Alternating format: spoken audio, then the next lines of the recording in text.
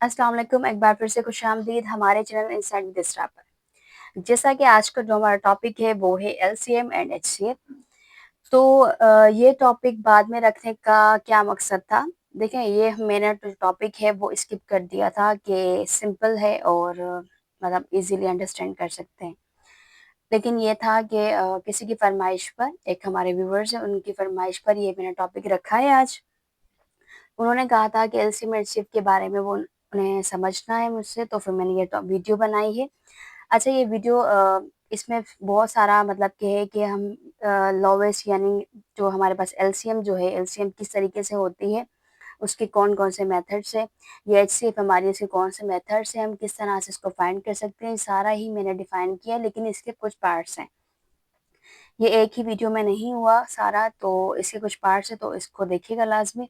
तो जो हमारे चैनल पे न्यू है वो चैनल को लाइक करें, सब्सक्राइब करें, वीडियो पे कमेंट्स करें कि आपको वीडियोस कैसी लग रही हैं, और उसके अलावा जितनी भी हमारी वीडियोस हैं उनको देखें क्योंकि वो बहुत हेल्पफुल है आप लोगों के लिए। और चैनल को ज़रूर शेयर करें अपने फ्रेंड्स के साथ ताकि आपसे जुड़े दूसरे लोग भी इससे फ़ायदा उठा सकें। तो टाइम को ज़ाया ना करते हुए बढ़ते हैं अपने लेक्चर की तरफ। तो आज का हमारा लेक्चर है एलसीएम एंड एचसीएफ। तो बढ़ते हैं इनकी डेफिनेशन की तरफ। तो ये है हमारी डेफिनेशन, हमेशा की तरह, क्योंकि डेफिनेशन के बगैर मेरा कोई भी लेक्चर नहीं होता। क्योंकि अक्सर ये होता है कि मैं डेफिनेशन इसलिए ही रखती हूँ ताकि नोट डाउन करने में आसानी हो, और आपको बार-बार ये नहीं होता कि पढ़ें आप लोग बार-बार, जिस आप एक दफ़ा रिवाइज़ करें, देखिए अपने नोट्स को, तो आपको ज़हन में आ जाए। ओके जी, तो एलसीएम क्या होता है? What is the full form of LCM? सबसे पहले एलसीएम का मतलब होता है लोवेस्ट कॉमन मल्टीपल। कॉमन तो होगा, मल्टीपल भी होगा, लेकिन किसका? लोवेस्ट होना चाहिए, यानी कि छोटा होना चाहिए। तो वो क्या कहलाता है? वो होता है हमारे पास एलसीएम। या हम इसकी डेफिनेशन पे आते हैं। कह रहे हैं कि LCM is the smallest number that is divisible by 2 और मोर नंबर्स। कह रहे हैं कि वो क्या करे, डिविजिबल हो किस चीज़ से? 2 या 2 से ज़्यादा नंबर्स के साथ। अच्छा, एक बात और कि एलसीएम एचसीएफ हम निकाल रहे होते हैं तो वो हम कभी भी एक वैल्यू का नहीं निकालते, सिंगल वैल्यू का। क्यों? क्योंकि सिंगल वैल्यू का एलसीएम निकालने का फ़ायदा ही कुछ नहीं, वो सेम ही आ जाएगा, तो वो होता ही नहीं एलसीएम। एलसीएम हमेशा 2 के बीच, 3 के बीच इस तरह से निकला जाता है या इससे ज़्यादा के बीच में, लेकिन कभी भी 1 के बीच में नहीं निकाले जाते। ठीक है, तो आते हैं इसके एग्ज़ाम्पल की तरफ। इसका एग्ज़ाम्पल क्या है? तो जो पहला एग्ज़ाम्पल है वो कह रहे हैं कि आप लोगों ने क्या करना है, इसको फाइंड करना है। ठीक है, तो ये है मल्टीप्ल्स ऑफ 12 और मल्टीप्ल्स ऑफ 18। आपके पास ये 2 एग्ज़ाम्पल्स दी गई, मैंने यहाँ पे लिखी है ताकि हम इसको सॉल्व कर सकें। अच्छा, सबसे पहले कह रहे हैं कि मल्टीपल्स, ठीक है, 18 के भी और 12 के भी। और मैंने आपको मल्टीपल्स और फैक्टर्स के बारे में पहले एक लेक्चर में बताया था। जिसने भी वो वीडियो अभी तक नहीं देखी है वो जल्दी से जाएँ वीडियो को देखें, ताकि वो बहुत हेल्पफुल है आप लोगों के लिए। वो इसलिए क्योंकि जब तक आपका कॉन्सेप्ट क्लियर नहीं होगा about multiples, about the factor, then you can not understand about the LCM और एचसीएफ। तो हमारे पास क्या है? मल्टीपल्स। मल्टीपल्स क्या होते हैं? जो हमारे पास जैसे लाइक टेबल, ठीक है? अब 12 का टेबल मैं बोलूँ, 12 का टेबल पढ़ें, तो आपके पास क्या होगा? 12 का टेबल 12, 24, 36, 48, 60, 72 या इससे भी आगे, ठीक है? चलता जाएगा। अगर 18 का टेबल कहूँ तो क्या पढ़ेंगे? 36, 54, 72, 90, 108। सही है जी। अब यहाँ देखें, मल्टीपल्स ऑफ 12, मल्टीपल्स ऑफ 18, आपके पास क्या आ गए ये। अब आपने क्या देखना है, जो अभी तक मैंने नंबर्स लिखे, जो अभी तक मैंने मल्टीपल्स लिखे, क्या इसके अंदर कोई कॉमन नज़र आ रहा है? आपको कॉमन नज़र आ रहा है कुछ भी? ठीक है, जो भी आपको कॉमन नज़र आएगा आप उसने क्या करना है, आपने उसको सर्किल कर देना है। क्या कर देना है? सर्किल कर देना है, ठीक है? अगर मैं कहूँ कि मुझे तो नज़र आ रहा है वाक़ई, कौन-सा नज़र आ रहा है? देखें, 36 इसमें भी है, 36 इसमें भी है, ठीक है? तो मैं कहूँगी, मैं कहती हूँ इसमें 36 है तो इसमें भी 36 है, ठीक है? क्या आपको दूसरा नज़र आ रहा है कॉमन? जी, मुझे तो आ रहा है। आप भी देखें गौर से। देखें, आपको ये नज़र आ रहा है 72, तो यहाँ पे भी 72 आ रहा है। तो बताने का मकसद क्या हुआ, मल्टीपल्स आपके पास होते हैं, जैसे कि हम किसी भी नंबर का टेबल पढ़ रहे हो, ठीक है, या उसको उतने ही बार मल्टीप्लाई कर करके हम उसको आंसर निकाल रहे हो, ठीक है।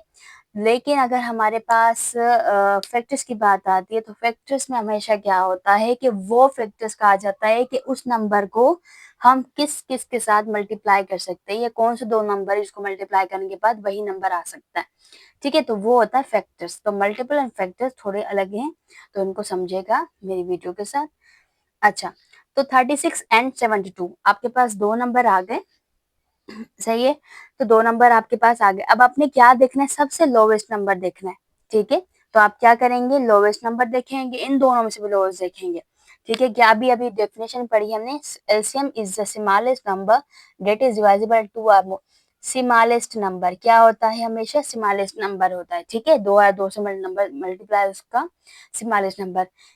इन ये दोनों हमारे फैक्टर्स निकले, हम कहेंगे 36 और 72 निकला। अब इन दोनों स्मॉलेस्ट कौन सा है, जो स्मॉलेस्ट होगा तो हम कहेंगे कि LCM of 12 and 18 is equal to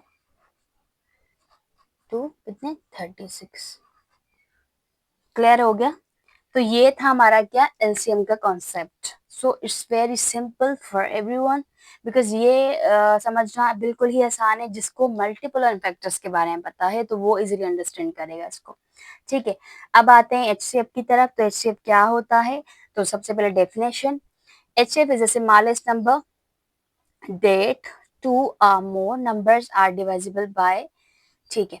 अब आपने क्या, इसमें क्या होता है कि जब एचसीएफ क्या होता है, हाईएस्ट नंबर। अभी हमने जो एलसीएम पढ़ा वो कौन सा था, स्मॉलेस्ट, और ये कौन सा होगा, हाईएस्ट नंबर। तो ये क्या पढ़ रहे हैं हम लोग, एचसीएफ। एचसीएफ का मतलब भी क्या होता है, हाईएस्ट कॉमन फैक्टर, ठीक है।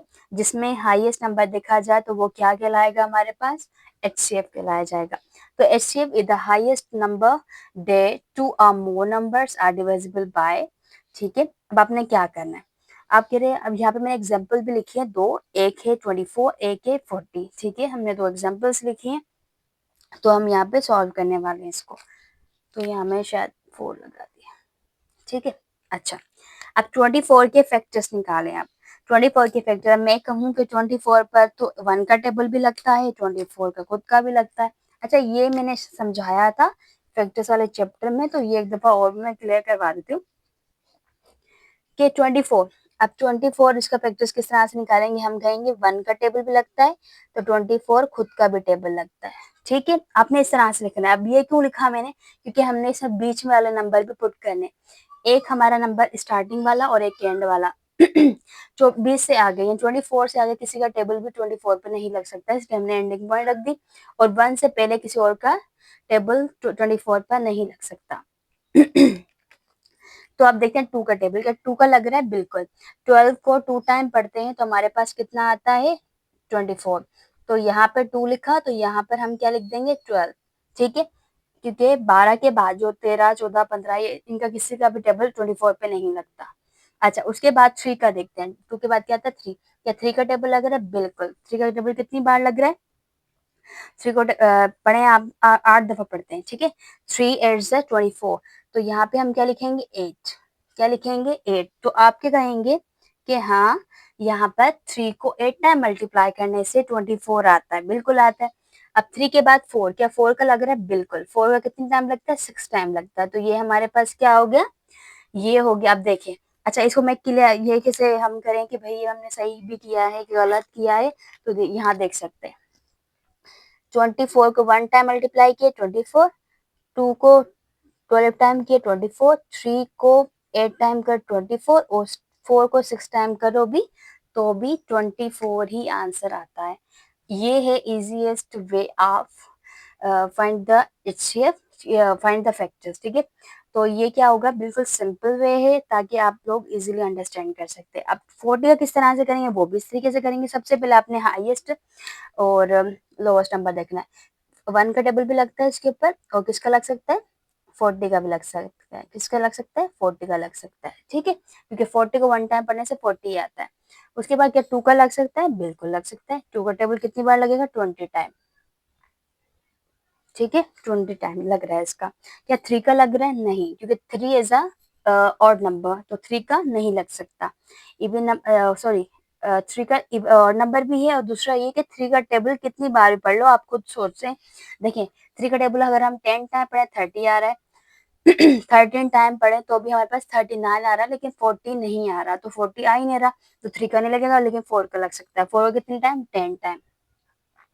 कितने टाइम लग रहा है? 10 टाइम लग रहा है। ठीक है, क्या 5 का टेबल लग रहा है? बिल्कुल लग रहा है, क्योंकि 5 को 8 टाइम पढ़ने से 40 ही आता है। तो यहाँ तक हमारा ये क्या हो गया? फाइंड इसका फैक्टर्स फाइंड हो गए। अब इसको किस तरह से कंफर्म करते हैं, तो देखें 40 को 1 टाइम, ये देखो 2 को 20 टाइम, 4 को 10 टाइम, और इसको इसके साथ।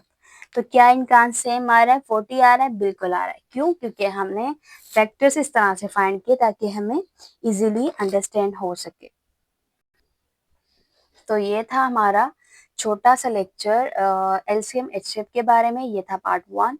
ठीक है, तो अब इसके बाद दूसरे पार्ट्स भी हैं जिसमें हम डिफाइन करेंगे कि एलसीएम एंड एचसीएफ हम कितने मेथड से फाइंड कर सकते हैं, और उसके साथ उनकी एग्जाम्पल्स भी हैं। तो मिलते हैं अपने नेक्स्ट लेक्चर के साथ। तब तक के लिए अपना बहुत ख्याल रखें, हमारे वीडियो को लाइक करें, और जो हमारे चैनल पे न्यू है वो चैनल को सब्सक्राइब करें, और चैनल को की जो लिंक है वो शेयर ज़्यादा से ज़्यादा शेयर करें ताकि आपसे जुड़े दूसरे लोग भी इससे फ़ायदा उठा सकें। तो मिलते हैं अपने नेक्स्ट लेक्चर के साथ। तब तक के लिए अल्लाह हाफ़िज़।